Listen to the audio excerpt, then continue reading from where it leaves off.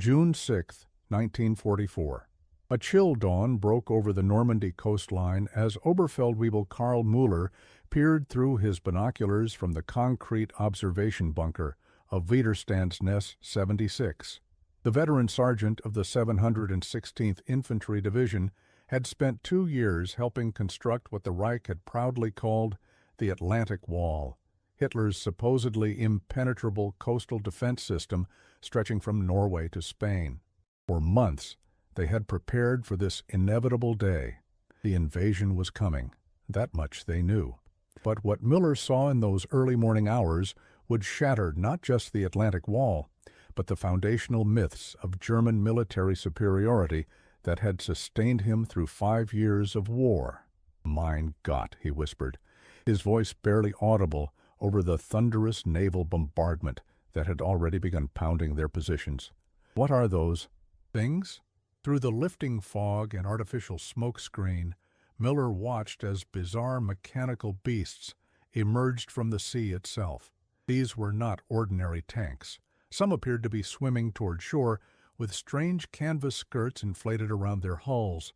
Others had massive rotating drums with chains that thrashed the earth before them.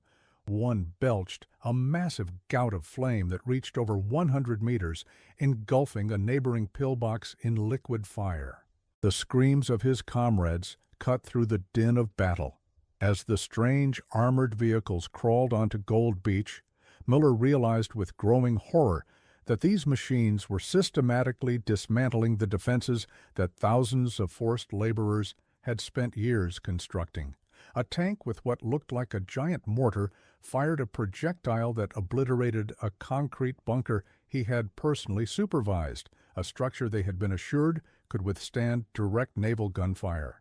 Another vehicle unrolled what appeared to be a carpet before it, allowing other tanks to drive over the soft sand without becoming trapped. What he witnessed in those crucial first minutes defied 17 years of intense National Socialist indoctrination about German technological supremacy. They weren't supposed to have these capabilities, he later wrote in a letter recovered from a POW camp. Everything we had been told about Allied inferiority collapsed in the span of 15 minutes. The psychological effect was devastating. We knew immediately the war was lost. The machines that so thoroughly demoralized Müller and thousands of other Wehrmacht defenders were collectively known as Hobart's Funnies, an extraordinary collection of specialized armored vehicles developed in absolute secrecy by British Major General Percy Hobart and the 79th Armored Division. Their deployment on D-Day represented one of the most successful examples of technological surprise in military history, and their effect on German morale would ripple far beyond the beaches of Normandy. To understand the profound psychological impact these strange tanks had on German defenders, one must first understand the context in which both sides approached the challenge of amphibious assault. The seeds of Hobart's innovations were planted in the blood-soaked beaches of Dieppe, France on August 19, 1942. On that day, a predominantly Canadian force attempted a frontal assault on the heavily defended port city. The results were catastrophic. Of the 6,000 men who landed, nearly 60% became casualties. Of the 58 tanks deployed, 50 were lost, many simply becoming stuck in the beach's soft shingle. German propaganda made much of the failed raid, presenting it as proof of Teutonic defensive superiority and Allied incompetence. Joseph Goebbels's Ministry of Propaganda produced newsreels showing disabled tanks and captured soldiers, reinforcing the narrative that the Atlantic Wall was impregnable and that any attempt to breach it would result in a similar bloodbath. Hitler himself cited Dieppe as evidence that the Western Allies lacked the technical prowess and military genius to successfully invade Fortress Europe.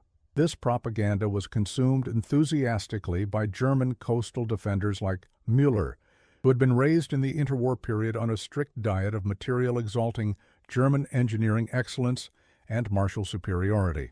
The Nazi education system heavily emphasized German technological achievements, particularly in military applications, while denigrating British and American capabilities as inferior, plutocratic, and lacking in the innovative spirit that supposedly characterized German design. When Müller joined the Hitler Youth at age 14 in 1935, his textbooks were filled with examples of Germany's superior tanks, aircraft, and defensive fortifications. By 1944, this indoctrination had been reinforced by 4 years of Goebbels' wartime propaganda. Weekly cinema newsreels showed German panzers crushing all opposition, while defensive capabilities were portrayed as insurmountable. According to captured documents, many German soldiers genuinely believed the Allied forces would rely solely on numerical superiority rather than technological innovation to overcome the Atlantic Wall. They expected massive casualties among attacking forces using conventional equipment. This perception was deliberately cultivated by the Nazi leadership. Field Marshal Erwin Rommel, tasked with strengthening the Atlantic Wall in late 1943, emphasized its psychological as well as physical aspects. "The war will be won or lost on the beaches," he famously told his staff. "The first 24 hours of the invasion will be decisive." Rommel's strategy relied heavily on preventing armored vehicles from gaining a foothold on the beaches. To this end, he ordered the placement of hundreds of thousands of obstacles, Belgian gates, hedgehogs, and tetrahedrons, designed specifically to impede tanks and landing craft during the crucial tidal window. What German defenders did not know, indeed, what most Allied soldiers themselves did not know, was that a solution to these obstacles had been developing in absolute secrecy on the English coastline. Major General Percy Hobart, brother-in-law to Field Marshal Bernard Montgomery, had been recalled from retirement and the Home Guard, where he had been serving as a corporal, to lead one of the war's most innovative military engineering projects. Under his guidance, the 79th Armored Division was transformed from a conventional unit into an experimental workshop developing specialized vehicles to overcome the specific challenges of the Atlantic Wall. By early 1944, Hobart had assembled a mechanical menagerie of bizarre yet effective designs. The core of his collection consisted of modified Churchill and Sherman tanks, each adapted for specific tasks that conventional armored vehicles could not perform. Production of these specialized vehicles was carried out under extraordinary security measures. The factories producing them were heavily guarded, and workers were forbidden to discuss their unusual creations. When tested on the British coastline, large screens were erected to prevent observation from the sea. The result was that on D-Day, German coastal defenders would face vehicles they had never seen, never been briefed on, and could scarcely comprehend. The contrast between Allied reality and German expectation could not have been more stark. While Rommel expected to face conventional Sherman and Churchill tanks struggling through minefields and becoming stuck in sand, the Allied forces arrived with vehicles specifically designed to neutralize these very defenses. Where German doctrine predicted mass casualties among engineers attempting to clear obstacles under fire, the Allies deployed armored vehicles capable of clearing paths without exposing personnel. This capability gap would prove psychologically devastating to German defenders who had been assured of their defensive superiority. Wehrmacht intelligence had completely failed to detect the development of these specialized vehicles. Even in the final weeks before D-Day, German assessments continued to underestimate Allied technical capabilities. A May 19, 1944 intelligence summary prepared for the German 7th Army, responsible for defending Normandy, made no mention of specialized armor, focusing instead on the quantity rather than quality of Allied tanks. This intelligence failure would prove catastrophic for German defensive plans and for the morale of frontline units. As dawn broke over Normandy on June 6th, the scale of this miscalculation became brutally apparent to the defenders. The Allied assault began not with waves of vulnerable infantry, but with these strange mechanical beasts emerging from the sea, each designed to overcome specific obstacles that the Germans had spent years constructing. The psychological effect was immediate and profound. Feldwebel Dieter Hahn of the 352nd Infantry Division was positioned in a concrete pillbox overlooking Juno Beach when he first encountered the AVREC, Assault Vehicle Royal Engineers.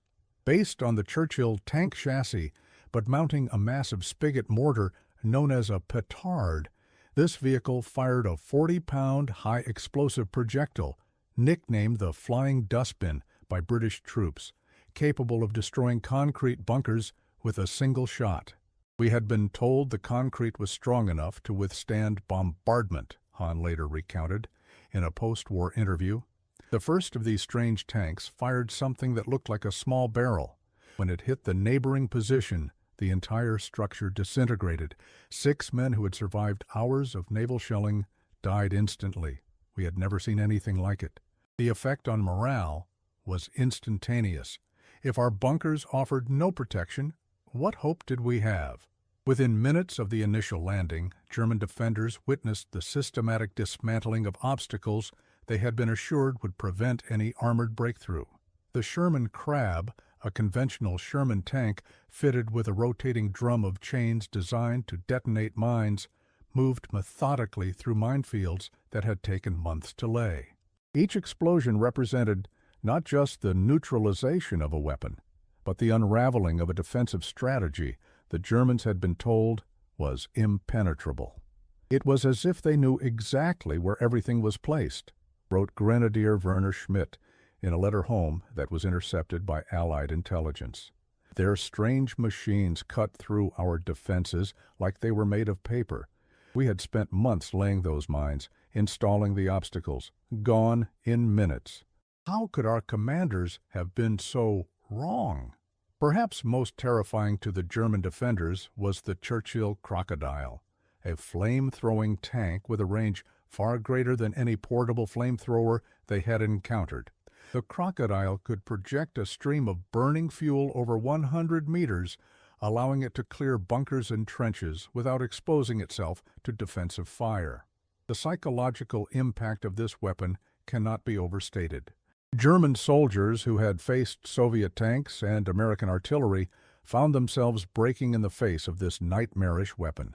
Lieutenant Franz Keller commanded a section of coastal artillery that was targeted by crocodiles on D-Day. In a report filed before his capture 3 days later, he described the effect on his men. The flame-throwing tanks caused instant panic. Men who had stood firm under artillery barrage for hours broke and ran at the sight of those flames. It was not just the physical danger, though that was substantial, but the psychological terror. 2 of my most experienced NCOs, men who had fought in Russia since 1941, threw down their weapons and surrendered immediately. They later told me they would rather face Soviet human wave attacks than those demonic machines. The German defenders had been trained to expect certain patterns in an amphibious assault: initial naval bombardment, followed by waves of landing craft disgorging vulnerable infantry, then conventional tanks struggling through obstacles. Instead, they faced an integrated assault incorporating specialized vehicles they had never seen before, each designed to neutralize specific defensive measures. The effect was not merely tactical defeat, but cognitive collapse, the complete failure of their mental model of how the battle would unfold. For men like Müller, indoctrinated from youth to believe in German technical superiority, the psychological impact was profound. The appearance of these specialized vehicles directly contradicted years of propaganda about Allied technical incompetence. If the Nazi leadership had been wrong about this, what else had they miscalculated? This question would increasingly haunt German forces as the invasion progressed. Psychological studies of German prisoners captured during and after the Normandy landings reveal a consistent pattern of shock and disillusionment regarding Allied technological capabilities. Dr. Henry Fife Dix, a British Army psychiatrist who interviewed over 200 German POWs in the weeks following D-Day, noted that many expressed particular astonishment at the specialized armor they had encountered. The subjects frequently returned to the topic of the strange tanks, Dix wrote in his report. Many identified this moment, seeing these vehicles in action as when they first began to doubt the ultimate German victory. As the Allies pushed inland from the beaches, the impact of Hobart's Funnies continued to reverberate through German ranks. Reports of these unusual vehicles spread rapidly, often becoming exaggerated in the telling. By the end of June, German units that had never encountered the specialized tanks were nevertheless affected by accounts of their capabilities. Some frontline commanders reported difficulties keeping men in forward positions due to rumors of approaching flamethrower tanks. The psychological shadow cast by these vehicles extended well beyond their actual tactical deployment. The journey of discovery for German forces did not end on the beaches. As they retreated inland, they encountered further iterations of Allied technological surprise. The Barvi Beach Armored Recovery Vehicle, essentially a waterproofed tank with the turret removed and replaced with a superstructure, efficiently recovered vehicles that became stuck in the sand, a task that German planners had assumed would create significant logistical difficulties for the invasion force. The Ark Armored Ramp Carrier, a Churchill tank with folding ramps attached to the front and rear, created bridges over seawalls and tank traps that had been painstakingly constructed to halt just such an armored advance. Each of these vehicles represented not just a tactical challenge, but a psychological blow, further evidence that Allied technological capabilities had been severely underestimated by German intelligence. For troops raised in an educational system that emphasized German engineering prowess and disparaged Allied technical abilities, the cumulative impact of these encounters was profound disillusionment. By the end of the first week of the invasion, captured German documents reveal a significant shift in assessment of Allied capabilities. A June 12th report from General Friedrich Dollmann, commander of the German 7th Army, specifically mentioned the unexpected technical sophistication of Allied armor and called for urgent reassessment of defensive strategies. This represents a remarkable reversal from pre-invasion assessments, which had consistently emphasized Allied reliance on numerical rather than technological superiority. The specialized vehicles played a crucial role in allowing Allied forces to push inland from the beaches, particularly on the British and Canadian sectors where they were most heavily deployed. The breakdown of German defensive positions occurred significantly faster than anticipated in pre-invasion planning, with several key strong points falling within hours rather than the days or weeks expected. This rapid collapse can be attributed in part to the psychological impact of encountering weapon systems for which the defenders had no prepared countermeasures or even conceptual framework. Lieutenant Heinrich Severloh, who would later become known as the Beast of Omaha for his role in inflicting casualties on American forces, noted in his post-war memoir the profound impact of seeing Allied specialized armor in action on adjacent beaches. We had been told the Americans and British relied on numbers, not innovation. Seeing those strange tanks performing tasks we had been assured were impossible had a devastating effect on morale.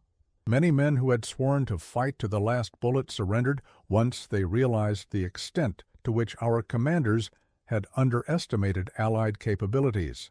This pattern of psychological collapse in the face of unexpected technological capabilities was not unprecedented. Military history provides numerous examples of forces breaking when confronted with weapons or tactics outside their experience, from the impact of British longbows at Agincourt to the psychological effect of tanks in World War I. What made the deployment of Hobart's Funnies particularly effective was the contrast between German expectations and Allied reality, a gap deliberately widened by years of Nazi propaganda about German technical superiority. As Allied forces consolidated their beachheads and began the difficult push inland, German defenders faced a second wave of psychological shock, the stark contrast between their own limited resources and the seemingly limitless material abundance of the Allied forces. Hauptmann Erich Kästner of the 21st Panzer Division, one of the few German formations to mount a significant counterattack on D-Day, described the overwhelming impression made by Allied logistical capabilities. By evening on the 6th, we could see an unending stream of men and materials flowing onto the beaches. The specialized tanks had cleared paths through our obstacles, and now conventional armor and trucks were moving inland in numbers we could scarcely comprehend. Most shocking was the casual way they abandoned damaged vehicles. If a tank threw a track or developed mechanical problems, they simply pushed it aside and brought up another. We had been hoarding spare parts for months, cannibalizing 3 vehicles to keep one running. The Americans appeared to have unlimited replacements. This observation highlights another critical psychological dimension of the Normandy invasion, the confrontation between a production-constrained force and one operating from a position of material abundance. German forces in Normandy had been trained to conserve ammunition, spare parts, and fuel. Allied forces, by contrast, operated with what appeared to German observers to be limitless supplies. This disparity became increasingly apparent in the days following the initial landings, compounding the psychological impact of the specialized armor. Hobart's Funnies exemplified this contrast particularly effectively. Many of the specialized vehicles, such as the Churchill Crocodile with its trailer containing 400 gallons of flamethrower fuel, represented a level of resource allocation that would have been unthinkable for German forces by 1944. The willingness to commit scarce materials to such specialized applications communicated a message about Allied industrial capacity that was not lost on German observers. Feldwebel Kurt Meyer of the 12th SS Panzer Division Hitlerjugend, which would play a significant role in the battles around Caen in the weeks following D-Day, recalled his first encounter with abandoned Allied equipment. We had been told the enemy was struggling with production, that their factories were crippled by bombing, that their designs were inferior. Then we saw these specialized tanks, these abundance of vehicles, the quality of their equipment. Each abandoned vehicle was in better condition than our best. For young soldiers raised on stories of German superiority, this was deeply confusing. How could our leaders have been so wrong? This question, how German leadership could have so severely misjudged Allied capabilities, became increasingly central to the psychological collapse of German forces in Normandy. For soldiers indoctrinated in the Nazi system with its emphasis on the infallibility of leadership and German technical prowess, the cognitive dissonance was severe. The specialized vehicles of the 79th Armored Division served not just as tactical assets, but as tangible evidence of a broader failure of German intelligence and propaganda. Documentary evidence suggests that German intelligence services were aware of Allied experiments with specialized armor as early as 1943. Fragmentary reports from agents in Britain had mentioned unusual tank modifications being tested on the English coast. However, these reports were consistently downplayed or dismissed by senior intelligence officers, many of whom had been appointed for political reliability rather than analytical skill. The resulting intelligence failure left German forces in Normandy fatally unprepared for the capabilities they would face. This pattern of dismissing intelligence that contradicted preconceived notions was characteristic of the Nazi military leadership by 1944. Years of ideologically driven decision-making had created a command structure increasingly divorced from battlefield reality. The specialized armor deployed on D-Day exploited this vulnerability with devastating effectiveness, targeting not just physical defenses, but the psychological foundations of German resistance. As the battle for Normandy progressed, the initial shock of encountering Hobart's Funnies gave way to a more generalized disillusionment with German leadership. Interrogation reports of prisoners captured in late June and early July reveal a consistent pattern of references to the specialized armor as a turning point in their assessment of German prospects. After seeing those tanks, I knew everything we had been told was a lie, one captured Feldwebel told his interrogators. If they could build such machines, how could we possibly win? The specialized vehicles continued to play important roles throughout the Normandy campaign. The Churchill crocodile proved particularly effective in urban combat, with German troops frequently surrendering rather than face its devastating flamethrower. In some cases, the mere appearance of crocodiles was sufficient to induce surrender.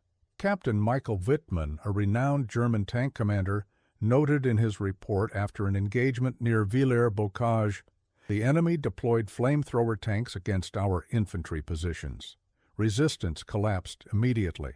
Men who had held firm under artillery barrage for hours threw down their weapons rather than face these weapons." This psychological impact was not limited to frontline troops. As news of the specialized armor spread through German ranks, it contributed to a broader crisis of confidence in leadership.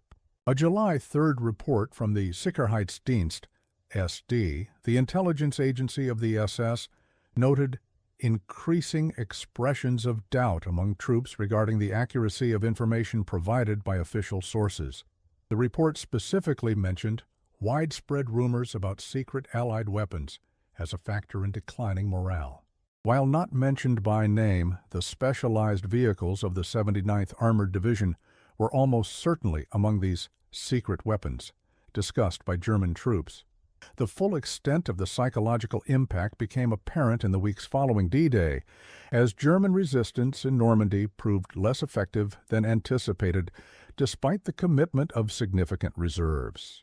While many factors contributed to the eventual Allied breakout, including air superiority and superior numbers, the psychological effect of technological surprise should not be underestimated. German troops, who had been told to expect one type of battle, found themselves fighting another entirely, against weapons they had been assured could not exist. For individual German soldiers, the encounter with Hobart's Funnies often represented a turning point in their commitment to continued resistance. Interrogation reports consistently show that prisoners cited the specialized armor as evidence that the war was already lost. If they can build tanks that swim, that clear minefields, that throw flame for over 100 meters, what else have they developed that we don't know about? One captured officer asked his interrogators, "How can we fight an enemy we don't understand?" This question resonated throughout the German forces in Normandy and beyond.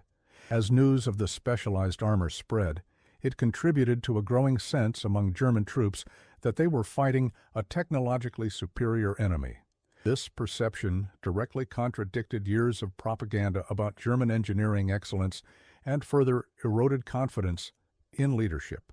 By July 1944, intelligence reports were noting significant deterioration in German combat effectiveness, attributed in part to declining trust in official information. The deployment of Hobart's Funnies represented more than just a tactical innovation. It was a deliberate exploitation of weaknesses in the German command structure and belief system. By developing weapons specifically designed to overcome obstacles that German propaganda had declared insurmountable, Allied planners targeted not just physical defenses, but psychological ones as well. The effectiveness of this approach is evident in the rapid collapse of German resistance on beaches where the specialized armor was heavily deployed. As the battle for Normandy progressed into its second and third weeks, the psychological impact of the specialized armor was compounded by growing awareness of Allied material superiority. German units found themselves increasingly outgunned, outmanned, and outproduced. The specialized vehicles of the 79th Armored Division served as tangible evidence of this disparity, machines so resource-intensive that the Wehrmacht could never have afforded to develop or deploy them in comparable numbers.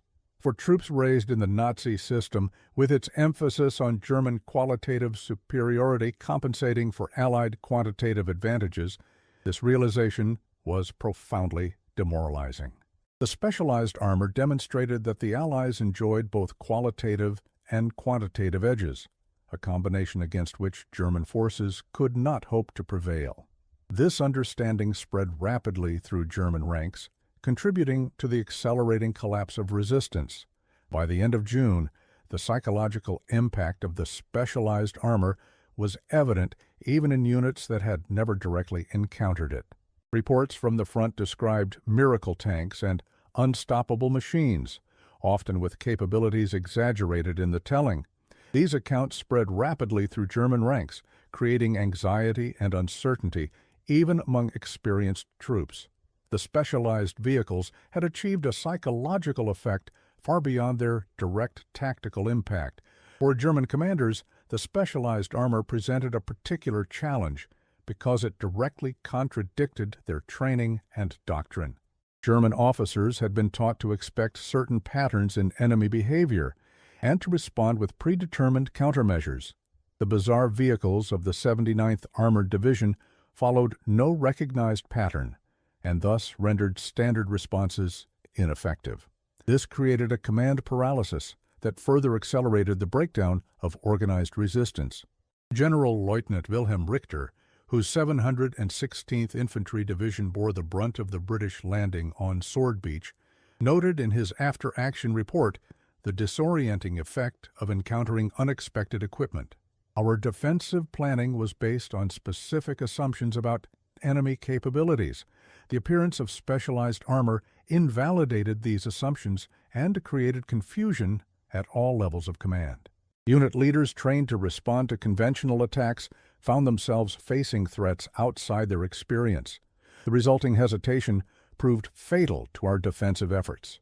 This hesitation, the crucial delay between observation and effective response, provided the Allies with the window they needed to establish their beachhead and begin the push inland.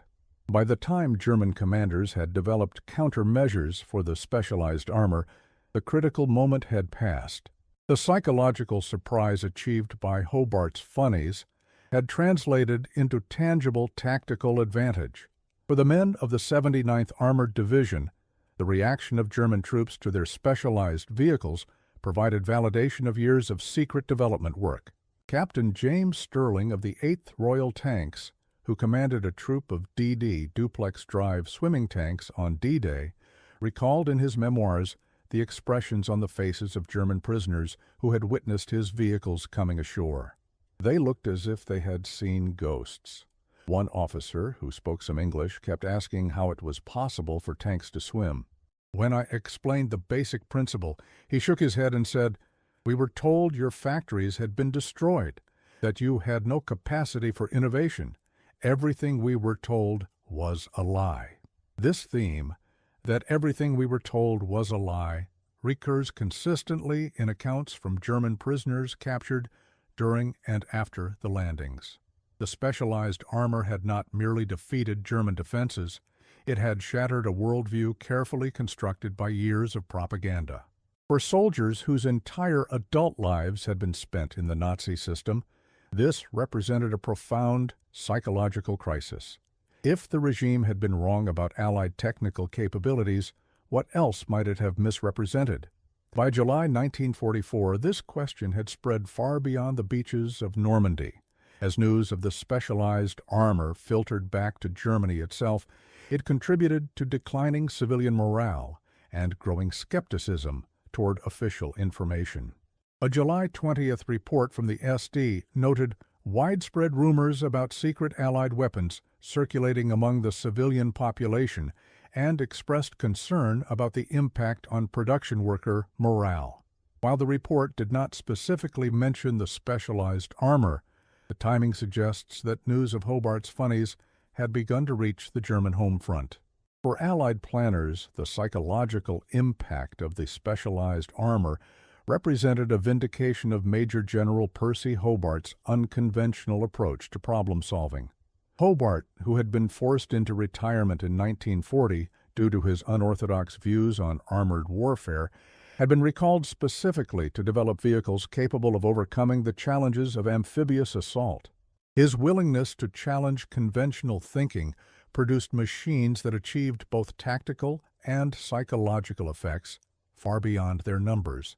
The specialized vehicles continued to play important roles throughout the campaign in Northwest Europe. As Allied forces pushed inland, they encountered new obstacles requiring innovative solutions. The Canal Defense Light, CDL, a tank equipped with a powerful searchlight capable of dazzling enemy troops during night operations, proved particularly effective during the breakout from Normandy. The ARK and AVRE were extensively used during the liberation of the Channel ports and the crossing of the Seine. For the individual German soldiers who encountered these vehicles, the experience often marked a turning point in their war. Feldwebel Heinrich Müller of the 352nd Infantry Division, captured near Caen in early July, told his interrogators, "After seeing what I saw on the beaches, tanks that could swim, tanks that could clear minefields, tanks that could cross obstacles, I knew Germany could not win. Their technological advantage was too great. Everything we had been told about Allied capabilities was wrong." This realization, that much of what they had been told was wrong, represents the most profound psychological impact of Hobart's Funnies. For soldiers raised in the totalitarian Nazi system, with its emphasis on absolute obedience and trust in leadership, the discovery that they had been systematically misled created a crisis of confidence that extended far beyond the immediate tactical situation.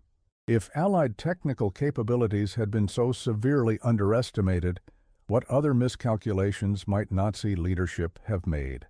By August 1944, as Allied forces broke out of Normandy and began the liberation of France, the psychological impact of the specialized armor had contributed to a broader collapse of German morale. Desertion rates increased dramatically, and units that had fought fanatically in Russia surrendered after minimal resistance.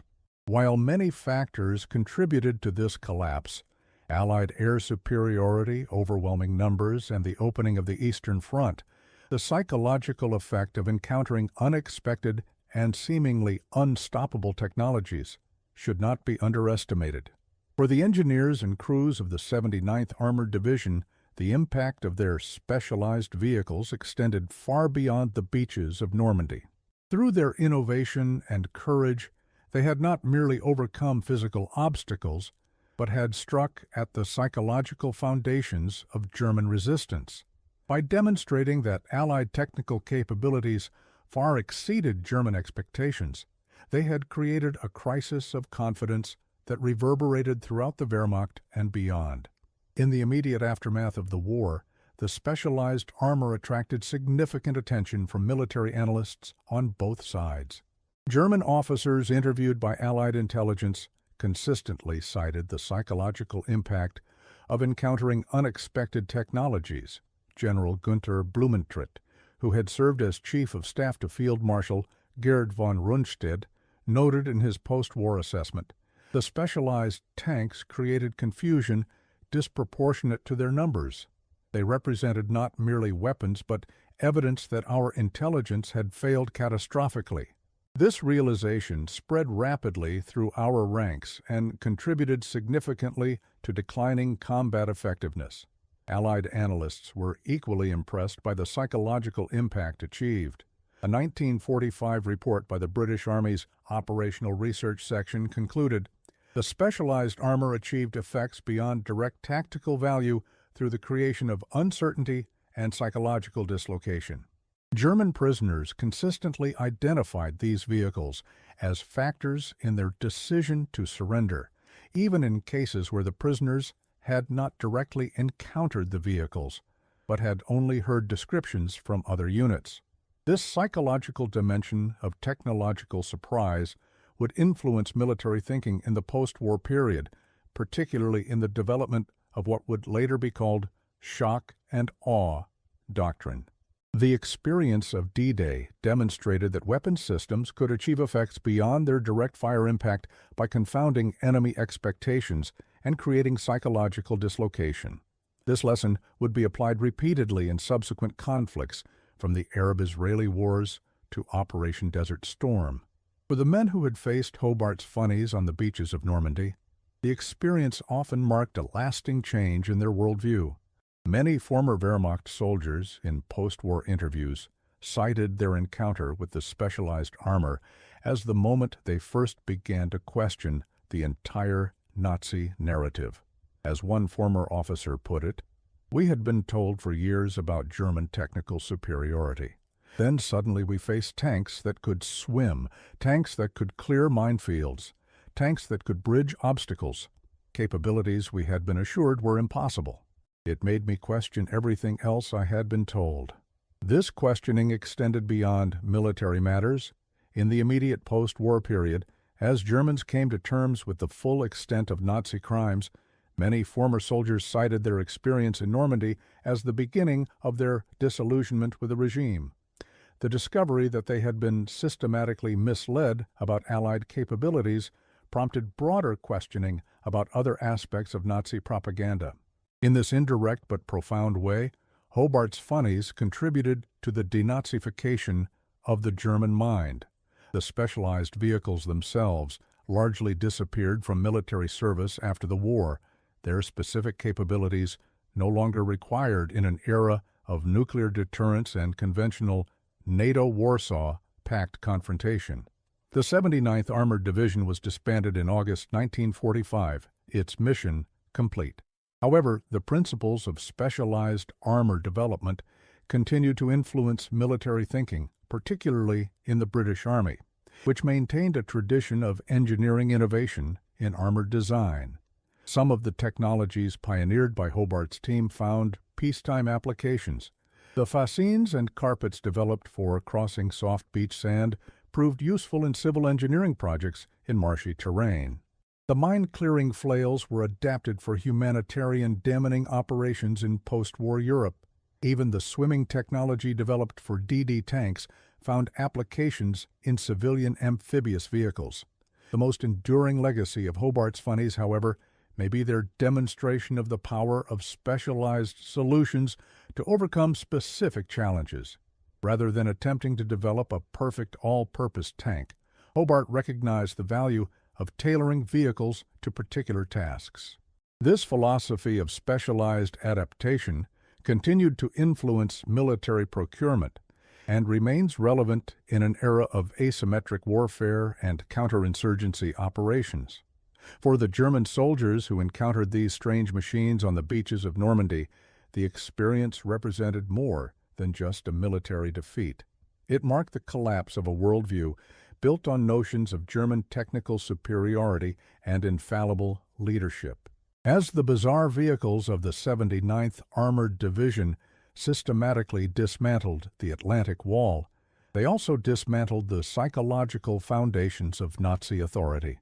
Oberfeldwebel Karl Müller, watching from his bunker as the specialized tanks rolled ashore, witnessed not just the beginning of the liberation of Europe, but the end of a dangerous myth. The strange machines that so confounded German defenders on D-Day helped pave the way not just for Allied victory, but for the eventual reconstruction of a democratic Germany built on more honest foundations. 76 years after D-Day, few veterans remain who directly witnessed the deployment of Hobart's Funnies.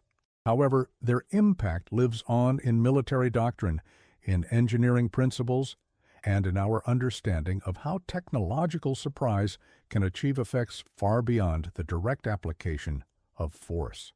The bizarre machines that emerged from the English Channel on June 6, 1944, did more than overcome physical obstacles. They demonstrated how innovation, secrecy, and psychological insight could be combined to create an effect greater than the sum of its parts.